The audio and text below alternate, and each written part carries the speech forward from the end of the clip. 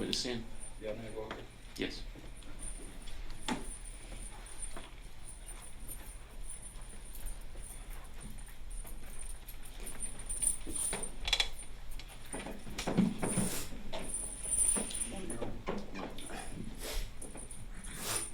Thomas, if you could just say your name and spell your last name for the record. Thomas Stein, S-T-E-I-N. You have a statement that you've prepared. Yes, sir. I just want to use this opportunity to address my victims, Dejay, Emma, and to Kayla's family, and to anybody else who was impacted by this crime, and to offer an apology. On March 17th of 2024, my actions would assist and forever change the lives of many people.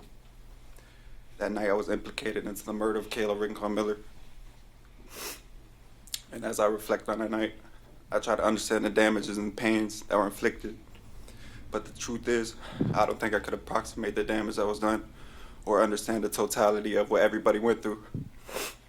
And I want you to know that I didn't know that robbery was going to occur, but it was my reaction in fleeing that ultimately played a major role in assisting the perpetrators. I know that it wasn't my intentions, but the truth is, it doesn't change the result.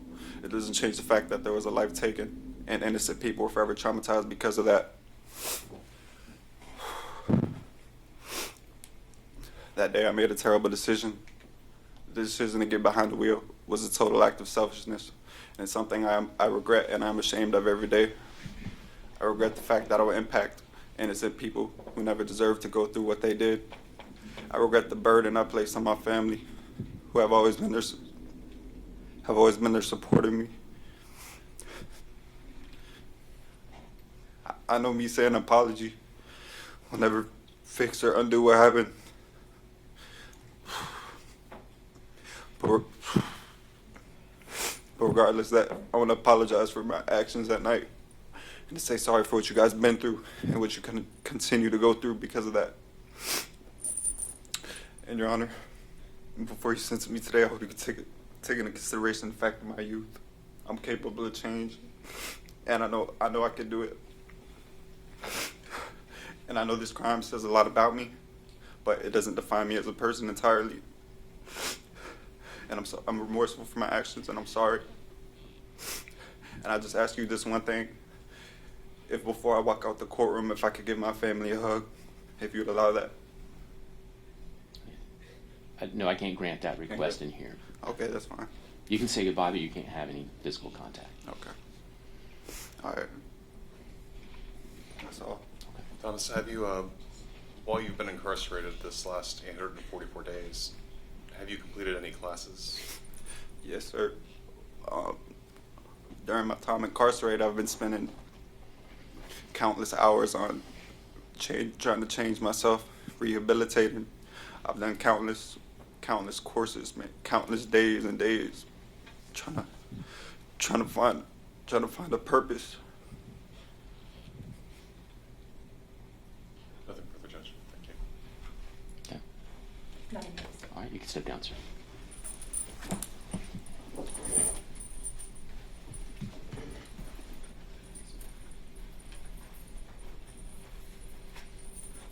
Just argument, Judge. Okay. Stay.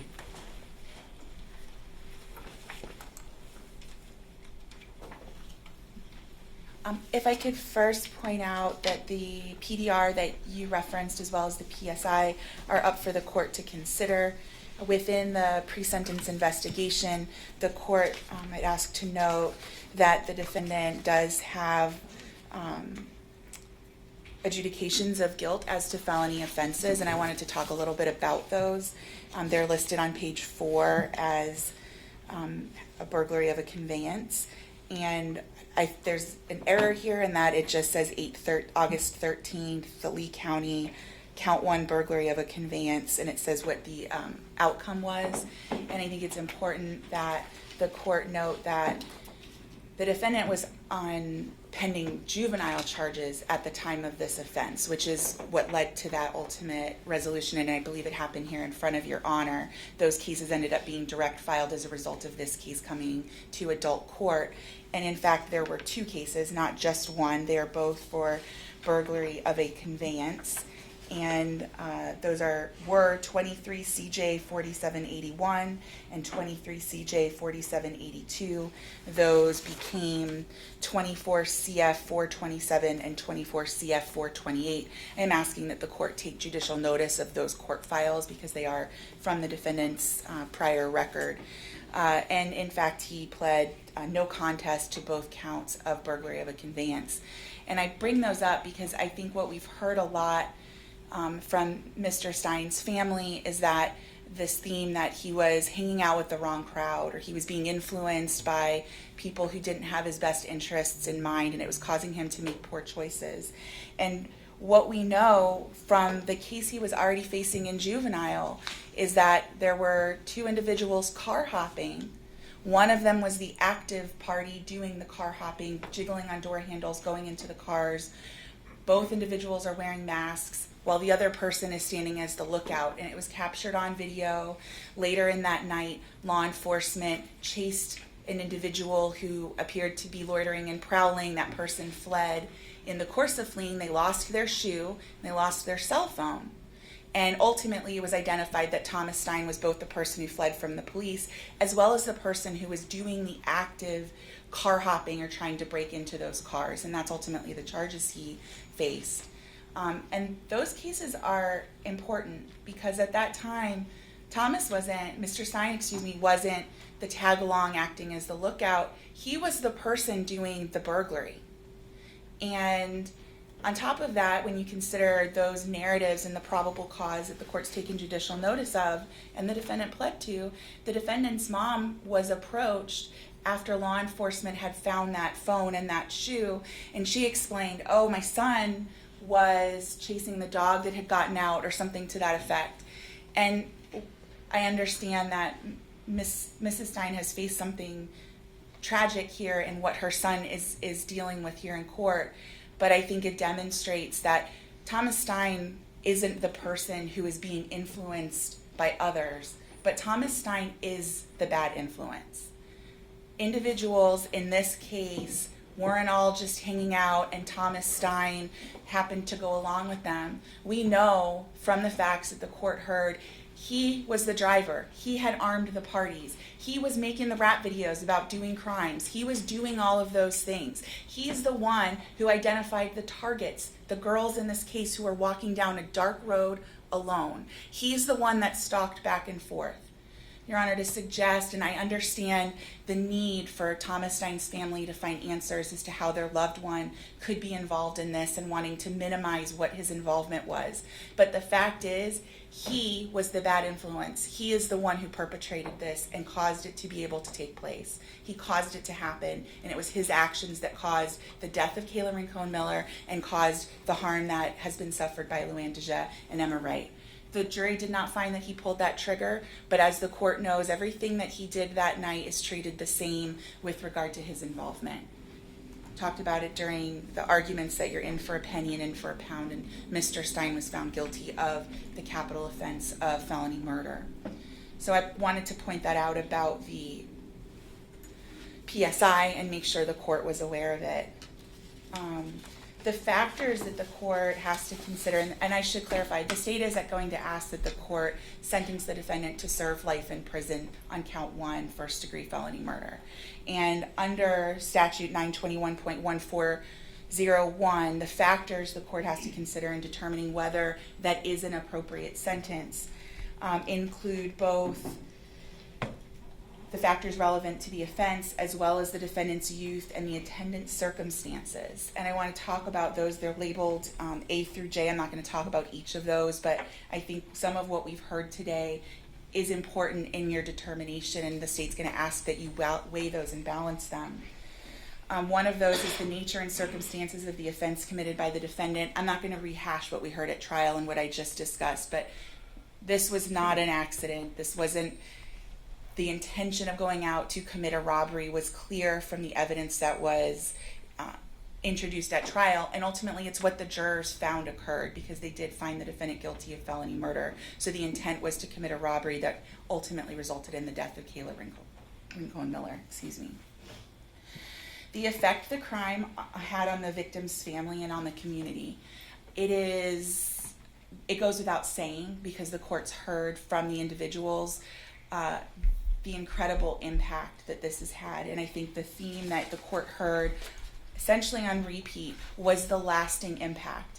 And I believe you heard that the impact didn't end that night for Kayla's family, and it certainly didn't end for Emma Wright and Luann DeJet and their families. This has been a continuing experience for them, and as Ms. DeJet said, it's something that she will experience for the rest of her life, the loss of her friend Kayla, as well as the trauma associated with being the victim of a robbery and attempted robbery that night. You heard a lot about who Kayla Rincon-Miller was, and that loss from this community is tremendous, and the court can and should consider that, and we're asking you to do so. The court should also consider the defendant's age, maturity, intellectual capacity, and the mental and emotional health at the time of the offense. The state would agree that the defendant in this case did suffer a loss and that his father passed away when he was at a very young age.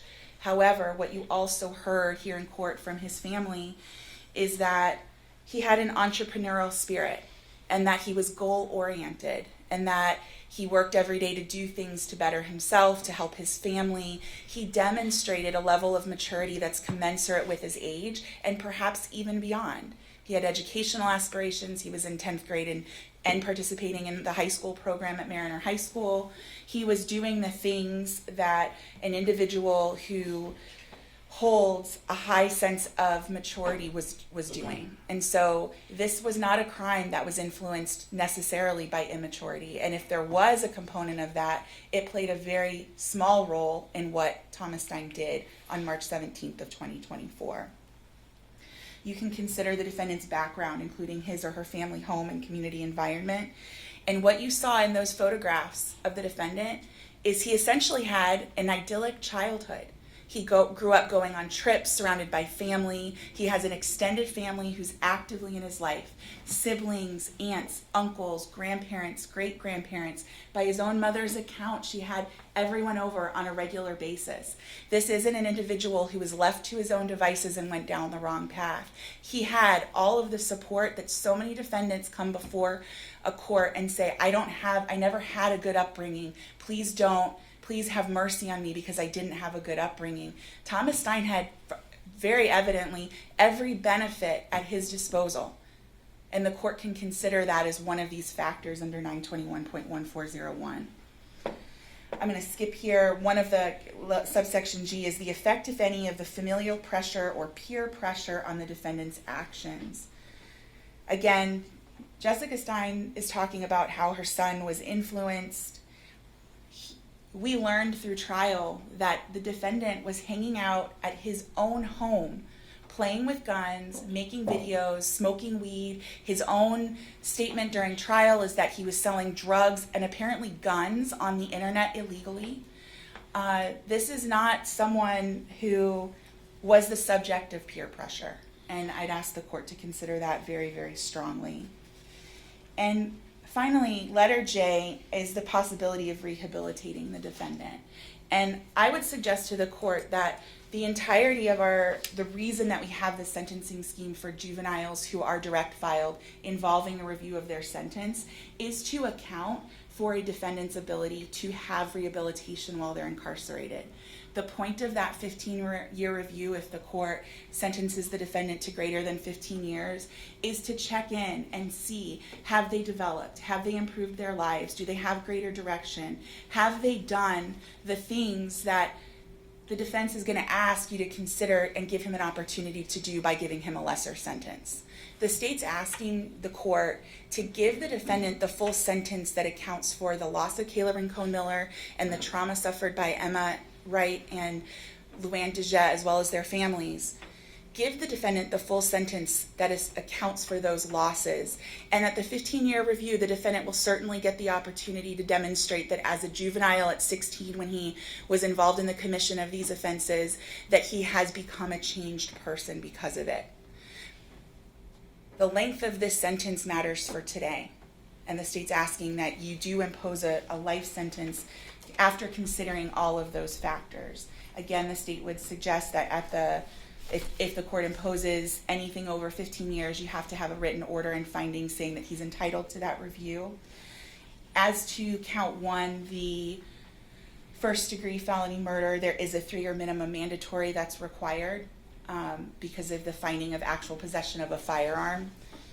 So that is the minimum mandatory associated with count 1. And there's a 3-year minimum mandatory associated with each count because the jury found that the defendant did actually possess a firearm during the commission of the offense.